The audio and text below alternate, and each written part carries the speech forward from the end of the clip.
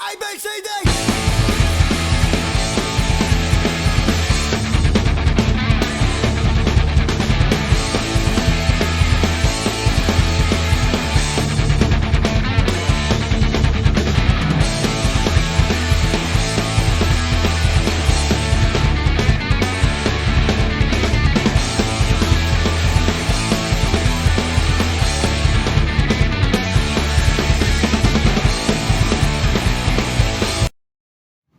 Hello, happy campers. Welcome back. I'm glad to see you're all still geeking out.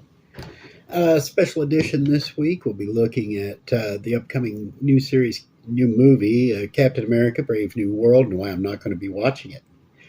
Uh, I don't want to make this an all negative episode of Geeking Out because, we're mainly here just to, geek out, celebrate all things geek culture, although it's hard on weeks like this upcoming one where we have the release of Brave New DEI program. But I do have a nice thing to say is that a group called Universal Vice over in the UK is releasing Roddy Piper's legendary movie They Live on VHS cassette in a new release. It's like $30. Problem is, it's in the PAL format instead of in the NTSC format that we use here in the United States.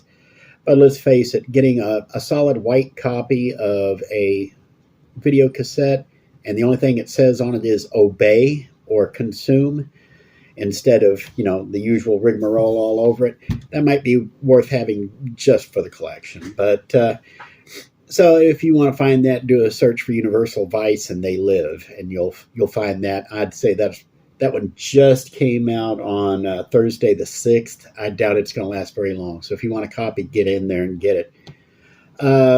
Do want to talk about a couple of other things. Here in this past week, we've heard about Elon Musk being involved with DOGE, the Department of Government Efficiency.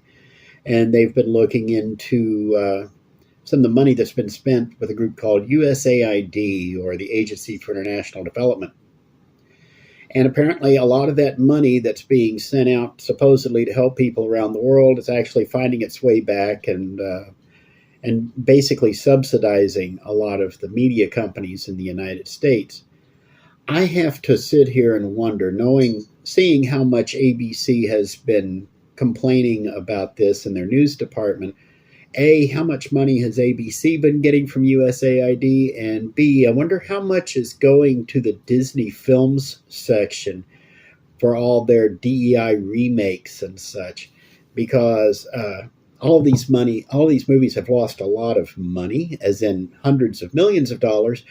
But if Disney gets even $1 billion out of USAID for these DEI programs that they're pushing through their movies, like the Lion King remake, the Snow White remake, Captain America Brave New World, yada, yada, that covers up an awful lot of sins. So I have no proof that that's actually happening, but it makes an awful lot of sense. And honestly, I wouldn't be surprised if we don't find evidence of that within the next week or two, especially since we have a guy who's working on it. He's like a 21-year-old kid who's like a super genius, and he goes by the online name Big Balls. So it's been one of them weeks.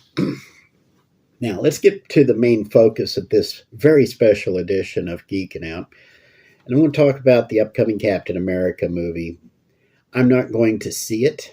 Marvel has burnt so much goodwill, not just with me, but with geeks and fans all around the country, all around the world, honestly. When it comes to Marvel, when it comes to Lucasfilm, when it comes to their animation department, when it comes to their live productions, basically, they've been deliberately chasing customers away for pretty close to a decade now, where they've really been ratcheting up the message, the quote, air quotes message. So really have to say I cannot give them the benefit of the doubt anymore. Somebody's going to have to convince me to go watch that movie in order to review it. I'm not seeing a very compelling argument so far, so no review planned on this movie when it releases on I believe it's coming out the 13th, 14th, just in time to ruin Valentine's Day. So now, forget the idea about Anthony Mackie shooting his mouth off. We've seen Rachel Ziegler bury the Snow White remake, although honestly, it was in the grave long before she opened her yap. This Captain America Brave New World movie, which used to be Captain America New World Order, which used to be Captain America, he's not really Captain America. It's been in the burial plot for a while now, and Anthony Mackie's just sitting there whizzing on the grave when he says that Captain America should not necessarily represent America. Well, you kind of missed the point of the whole thing, but you've got your talking points. And he made sure that he had those talking points out front and center, very, very loud. So I wanted to take some different tacks on this. First off, I've explained why I'm not going to see this movie. There have been reports that DEI is being discouraged at Disney now, and it does take time. Just like any other constipated situation, it takes time to push all those bricks out. Well, yeah, that's kind of disgusting, but honestly, the whole situation is disgusting. Put that together with the Fantastic Four trailer that revealed with the Thing doing a cooking show online with Herbie the Robot set in the 1960s, and yeah, I'm not very hopeful on Disney and Marvel this year. So the first tack I want to take is this. Let me organize my thoughts a little bit. Yeah, I should have organized this before I started filming the video, but I've never done it before. Why start now, right? Anthony Mackie plays a character known as the Falcon. That's the hero's name. He flies. He's a black guy who flies. And he has a lot of weaponry and stuff available to him, but basically he can talk to the birds and do a lot of undercover work that way, just by seeing things through the way birds operate. And that's Morgana making a very special appearance down here to my lower left. They made Falcon take over the Captain America identity as a part of the Falcon and the Winter Soldier series, which went on Disney Plus, which I didn't watch either. Nobody really did. But the idea that they gave it to the Falcon instead of the Winter Soldier, a guy who was resurrected just to tell that story. And I talked about this on the last edition of Geekin Out. You can hear Morgana giving her 2 cents into this. I mentioned in the last episode that one of the things that just didn't get done in the comic book industry was you don't bring back Bucky, which is exactly what they did with the Winter Soldier story, and it turned out spectacularly. It was a great thing. I absolutely adore Ed Brubaker's treatment. I've got a digital copy on my Kindle. I've got a hard copy here in the library somewhere. It's buried somewhere. But to give it to the Falcon is honestly just pandering, and it's extremely disrespectful, not just to the character, but to the actor as well. The Falcon, honestly, is a strong enough character that he can stand on his own. He doesn't need to be pimped out in Captain America's outfit as a way to somehow, I don't know, justify him as being the new Captain America. If you really, really wanted to explore the role of Black America with the Captain America legend, Marvel actually did that years ago and did it fairly well with the series called Captain America Truth, Red, White, and Black. Because going back without going through the origin too much, when Steve Rogers back in World War II got the super soldier serum, he was not the first one to receive it.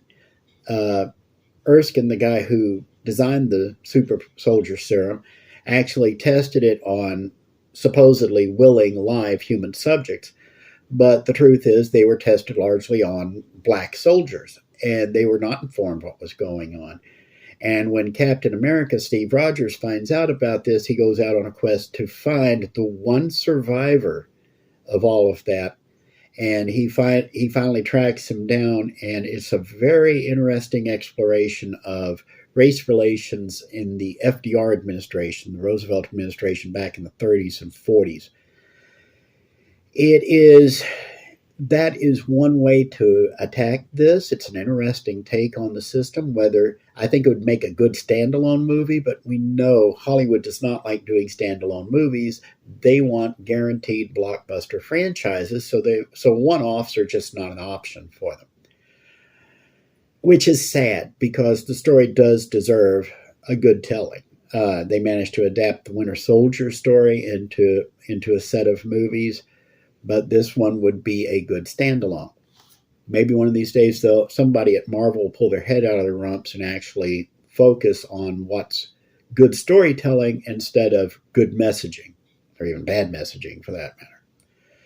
So it's to make the Falcon, the new Captain America, is an insult to the character himself. And it is an insult to African American audiences, because you keep trying to... Here's what's happening, okay? These people are largely creatively bankrupt who are involved in these things, in these kinds of efforts. What you see is you take pre-existing characters that were white and male, and you either make them female, Captain Marvel, or you make them a different race, what they call a race lift. That's what Falcon did with Captain America. They tried doing that with a number of other characters, including Batman over the years.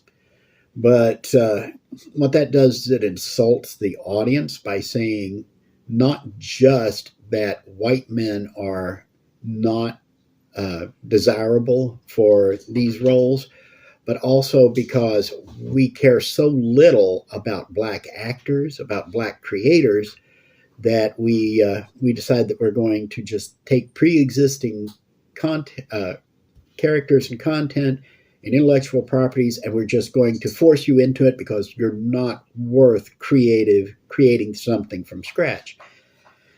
That's the dirty little secret that's never actually been talked about. It doesn't get a whole lot of play. It doesn't get a whole lot of discussion. You can look over my shoulder here and see the Spider-Man Into the Spider-Verse poster. That was a fantastic way to take a character who's basically half black, half Latino in Miles Morales and introduce him into the Spider-Man identity. It wasn't that they stripped Peter Parker of his identity as Spider-Man. It's that Peter Parker falls in action. Miles Morales, who is in the middle of getting his own spider powers, witnesses this and then has to spend the entire movie adjusting to this new identity because he wants to be his own person, but he feels Spider-Man is an idea that needs to be carried forward. So it not only respectfully retires Peter Parker as a Spider-Man, but it also gives Miles Morales a reasonable, logical, rational, and emotional arc in order to grow into being the character. And you will not confuse Miles Morales with any other Spider-Man, that's for sure. Now, having said that, we can say that the majority of these race flips are not done with that much. Morgana is currently checking out Chris and pestering him, and that's Morgana right over there. If you're watching the video, you're seeing her on the left-hand side of the screen. If you're listening to the audio, it'll be on the left-hand side of your speaker. But special guest stars, I guess. I'm not against stunt casting if it's done right. So essentially, it can be done right, but it takes a lot more effort. They did it right with Spider-Man Into the Spider-Verse. They're doing it wrong with Captain America Brave New World. I'm not even going to get into the whole Red Hulk thing. Because there's messaging involved there that carried over from the comic books. Red Hulk is supposed to be the angry side. Spoiler alert, it's General Thunderbolt Ross who has had an irrational anger with the Hulk for decades. That's all I know about the movie. That's all I care about, and that's all I'm going to talk about it. So, moving on.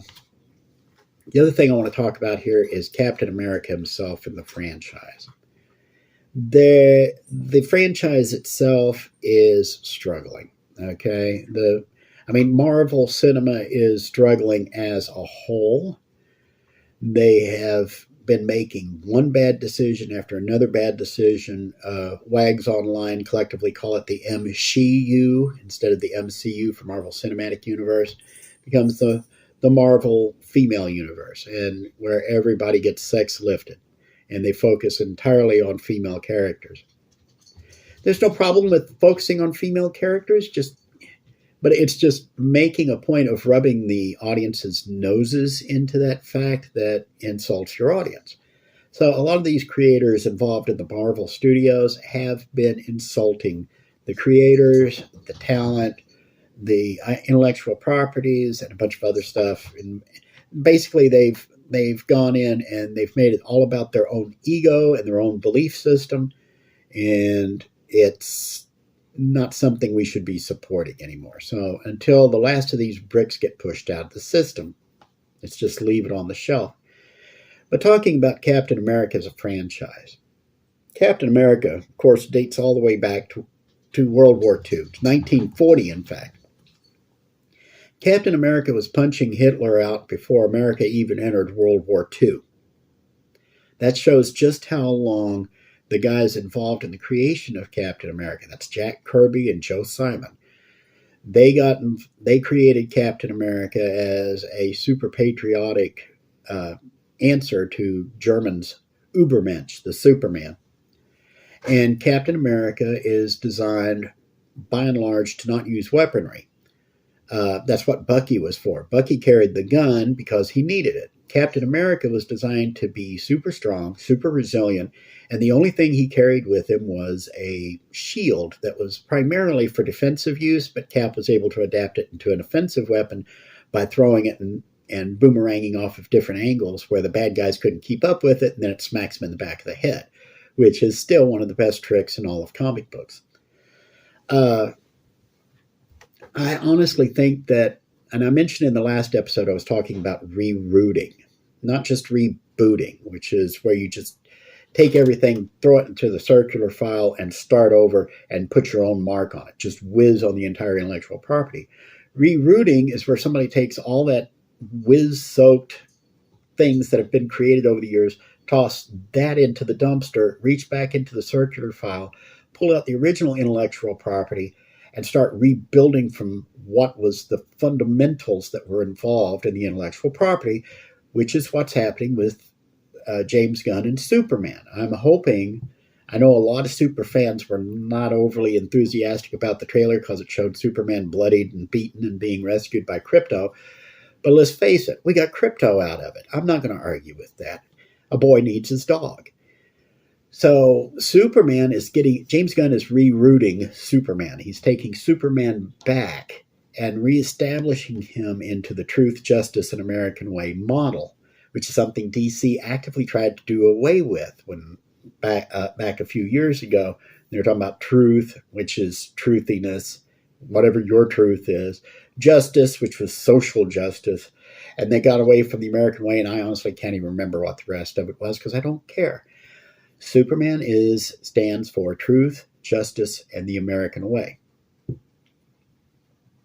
Captain America stands in for the same thing, but as I mentioned in the last episode, Superman was not necessarily intended to be Americana writ large. Captain America was. Captain America was meant to represent the average guy, the average American, who was given something. He was given an ability to rise above his station, become stronger, more powerful, faster, and more capable, and largely seen as a defensive symbol of America. This is how the Department of War became the Department of Defense. Now, I actually have a way, and of course, all geeks have their ideas, but I actually have, thank you, Morgana. She's critiquing me as we go. But I actually have an idea on what to do to reclaim Captain America. And I'm not going to go into a full trilogy treatment here because everybody else has their ideas. These ideas are honestly like, opinions are like buttholes. You know that. Everybody has one, and they all stink because they're all full of crap. Yeah. Same thing with geek treatments of intellectual properties. So here's how I would go about it. We already have Falcon sitting there and taking over as Captain America. We have Bucky as the Winter Soldier. And we still have plenty of bad guys running around the Marvel Universe who can really put Captain America through his paces, the Red Skull being one. We've mainly seen Baron Zemo for the most part when it comes to Captain America. But to get Red Cross, good heavens, although it's not far off, to get the Red Skull involved, he is an actual honest-to-goodness, walking, talking Nazi from World War II, and he did not get to sleep for 20, 30, 40, 50 years in an iceberg like Captain America did. He's been around all that time, and through one way or another, he's managed to survive, and he's still every bit as Nazi as he's ever been. Now, for all the talk about Nazis in pop culture these days, how everybody is a Nazi if the left disagrees with them, here's your chance to actually sit here and bring a real honest-to-God Hitler-supporting Nazi as your villain. This is a no-brainer. This is honestly not a... How in the world Marvel has not gone to this is beyond me. But you make Red Skull the center of this treatment. And he is absolutely mortally offended with the idea that Falcon is now the Captain America. And so he goes out of his way to draw Captain Falcon out, and then gives him a breaking speech, what they call in TV trope land. A breaking speech is basically where you give a character a reason to give up on all of their beliefs and stuff.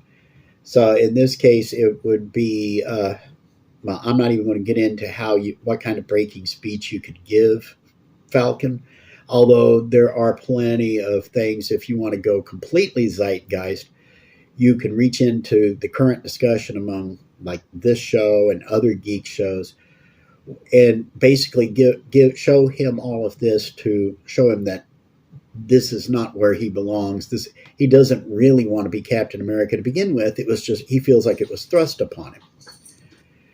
You could do the same thing to Bucky, showing how he let down Captain America and how he has not been a good partner to Captain Falcon. And so he's got plenty of breaking speeches of his own, because honestly, Bucky was used as a tool of the Soviet communists for decades, unwillingly, of course.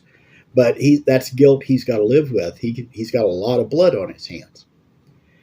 So what my idea would be, the last we saw Steve Rogers was in Avengers Endgame at the very end, where he's an old man. He got to wear the gauntlet, snap himself back in time to fix everything. And he got to live out his life with Peggy Carter, the woman he loved from World War II up to, 2018, I think is when the movie came out, 2019. So he's an old man, and of course, he's grown old with Peggy Carter. And Peggy finally passes away of old age. And Steve is devastated, of course, because he's spent the last 70 years with this woman. He absolutely adores this woman. And so his friends, his family, they get together. They know what's going on with Falcon and with Winter Soldier, but they've been shielding Steve from it because frankly, he's retired. What can he do? He's like 90, 100 years old. What's a 100-year-old Steve Rogers going to be able to do? So what he's got left of his friends go to Peggy's funeral. And Steve is trying to will himself not to cry because, he's a man. And so he's trying to hold it all in, and he notices that Falcon and Bucky are not there, and he asks Nick Fury what happened. Why aren't they there? Are they on a mission or something? And Nick gives him some kind of jive. Yeah, they're out on a mission. They're not available. But Steve manages to read between the lines, because Nick is deliberately not being a very good liar here. Steve understands there's something going on. He goes home after the funeral and he turns on the television, see if there's any news about Falcon and Bucky, and there's nothing there. He can't find anything online. He can't find any information anywhere. So 100-year-old Steve Rogers goes to bed, and he's very worried about what's going on. So the next morning, you see a pair of feet get out of bed, walk over to the bathroom, and you look up in the mirror, and there's Steve Rogers at the age of 30 in his physical peak, his physical prime. Now that Peggy is gone and he doesn't have her there to be emotionally attached to, the super soldier serum has reinvigorated him and brought him back to 100%. And now he gets on the horn with Nick Fury and says, now tell me the truth. There's the rest of your trilogy. And of course, eventually Steve Rogers will take back over the Captain America identity. But that scene in the mirror where you see the reinvigorated Steve Rogers is where you get to introduce your next actor who plays Steve Rogers and maintain your continuity. I'm not going to say it makes sense, but as far as super soldier serums go, it makes sense. This is also a good time to introduce other new actors into existing roles in the MCU. We do know they're getting ready to recast Black Panther. They're getting ready to recast T'Challa, which is honestly about time. I love Shuri, but she shouldn't be the Black Panther. Okay. We need T'Challa there. Because again, you want strong black characters, strong black role models. And the Black Panther is one of the strongest, blackest role models you got. So, but this is your chance to reintroduce it. We know that T'Challa's father was involved in Captain America's shield being made in the first place because the shield is made of vibranium. The vibranium is an element exclusive to Wakanda, and which came in the form of a huge comet that landed in Wakanda centuries and millennia ago. And so the world's experts on vibranium are all in Wakanda. Well, this is a good chance to reintroduce T'Challa. He's back. Apparently he got better, but this is your chance to introduce a new actor for the role. And he has instructed Shuri to work with him on reinventing Captain America's shield. Now, if Captain Falcon is gone, he's got the original shield. You could even shatter the shield. It's one of those big shocks. It'd be a way to end Captain Falcon's career in a spectacular fashion by shattering the shield. And that would be a good breaking motivation for both Falcon and the Winter Soldier to see Steve's shield shattered because they were incapable of carrying it properly. So T'Challa gets together with Shuri, and they have something for Steve because T'Challa is that smart. He knew Steve was going to get reinvigorated once Peggy passed, and so he and Shuri have been working on building a new shield. But this one isn't just vibranium. This is vibranium laced with something else. This is vibranium laced with, ready for it, adamantium. So now you have a new shield that is completely unbreakable, which is largely what they did in the comic books. When they shattered the shield, Black Panther came up with a new version that combined vibranium with adamantium. I have to keep up with these things. But here's the thing about the two, and they didn't explore this so much in the comic that I know of. Adamantium is unbreakable. Vibranium is capable of manipulating energy. That's what vibranium does. It's very resilient. It can absorb energy and expel it. Something Steve hasn't figured out how to do yet. But with the adamantium, instead of pure vibranium, he now has a hybrid that gives him a little more control. In other words, this new shield, this hybrid shield, is capable of absorbing and retaining energy the more it's used. The more you hit Captain America's shield, the stronger the shield becomes. And what T'Challa gives away a little spoiler alert there.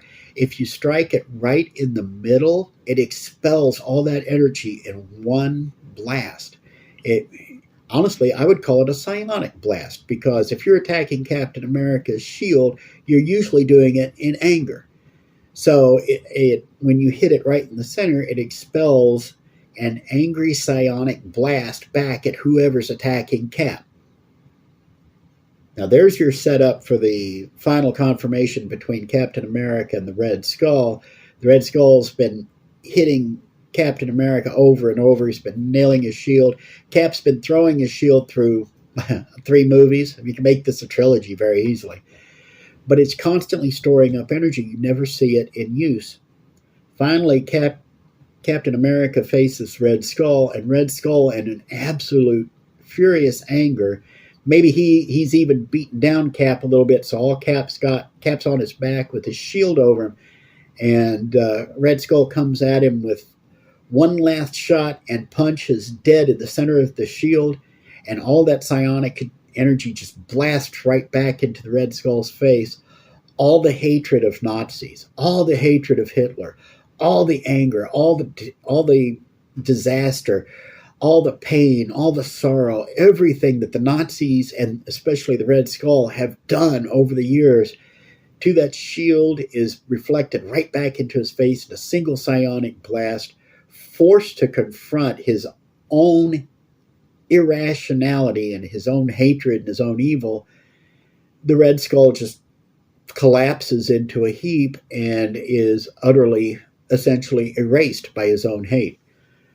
That's karma, and that's a good way to end a trilogy. And for that matter, it's an interesting way to end an episode of Geekin Out, because this went about, as usual, about 10 minutes longer than I intended.